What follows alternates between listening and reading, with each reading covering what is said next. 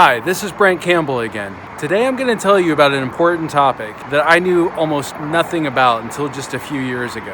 And I'm pretty sure most people don't know about it now. There's so much to cover, I'm going to break this up into two videos. The first is about what inflammation is and how it affects your body. And the second is about how to minimize it and live much longer and better for it. Had I known about it then, I'd have made very different choices. Now that I do know though, I've made changes mostly in my diet that have enabled me to get healthier and feel, look, and think better. Assuming the science plays out, and with a little luck, I should be able to avoid diabetes, cancer, and other diseases. And so will you. My hope is that you'll hear me out, keep learning about this, and then make some positive changes in your life too.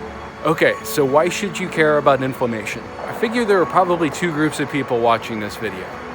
Those who already know and know full well why they should care about inflammation, and those who think that inflammation is what I thought it was until just a few years ago, our body's response to an injury, like when a wound swells and gets red. Turns out there's more to it than that, a lot more. Like I suggested earlier, understanding inflammation and proactively managing it can mean the difference between getting cancer or some other terrible disease and staying healthy. Today we'll talk about what inflammation is, how it affects you, what causes it, what you can do about it, and what changes you should make to your lifestyle to minimize its impact on your body. So then, what is inflammation? Think of inflammation as your body's natural response to protect itself from harm. When it's good, it fights off foreign invaders, heals injuries, and cleans up debris. But when it's bad, it ignites a long list of disorders like arthritis, asthma, cancer, diabetes, heart disease, and, more than likely, autism and mental illness, especially depression. There are two types of inflammation, acute and chronic. Like I was, you're probably familiar with the acute type, which happens when you bang your knee or cut your finger.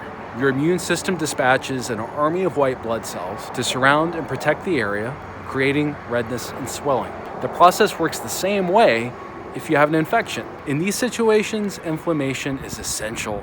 Without it, injuries could fester and simple infections could be deadly. But chronic inflammation, what I'd never heard of until just a few years ago, is your body's response to unwanted substances, like toxins from cigarette smoke or too many fat cells, especially around the belly. Inside your arteries, inflammation causes the buildup of fatty plaque. Your body sees this plaque as foreign, so it tries to wall it off from the flowing blood. And if that wall breaks down, the plaque can rupture. Then that all mixes with your blood, and a clot forms that blocks your blood from flowing. These clots are what cause most heart attacks and strokes. Now that we've covered what it is, how does inflammation affect you? You can't see it or feel it, but inflammation is probably slowly damaging your body. Many people don't even realize that they have chronic inflammation because it can occur internally, often in the GI tract, leading to bloating, diarrhea, constipation, gas, or a swollen belly. It's basically an internal imbalance of your body's chemicals and immune system. Many major diseases that plague us, like cancer, heart disease, diabetes, arthritis, depression, and Alzheimer's, have been linked to chronic inflammation. So then, now that we know what it is and how it affects us, what causes inflammation? Obesity and type 2 diabetes are epidemics in this country. One factor that connects them is inflammation.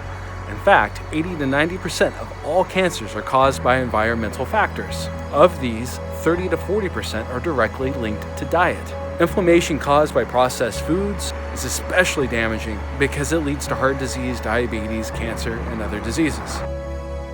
So then, what can you do about inflammation's impact on your body? Doctors are learning that one of the best ways to reduce inflammation is not in the medicine cabinet, but in a refrigerator.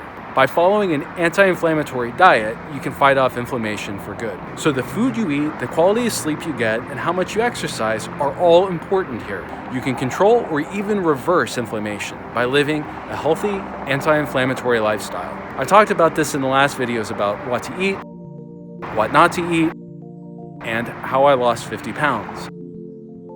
We also created PDFs that go into greater detail, which we'll link to in the description below. And meanwhile, the articles and other content that we're posting on the Facebook page discuss all of this too. In short, the single most important thing you can do to counter chronic inflammation is to stop eating refined processed foods. The healthiest way to eat is to ensure that you're getting variety in your diet, especially veggies and fruits with a deep, dark color. This means that they're rich in antioxidants, which then protect your body's cells. You can also reduce chronic inflammation by eating a diet that balances omega-3 fatty acids and omega-6 fatty acids. Most people eat way too many omega-6 fatty acids, which promote inflammation. People tend to get omega-6 fatty acids when they eat processed snack and fast foods.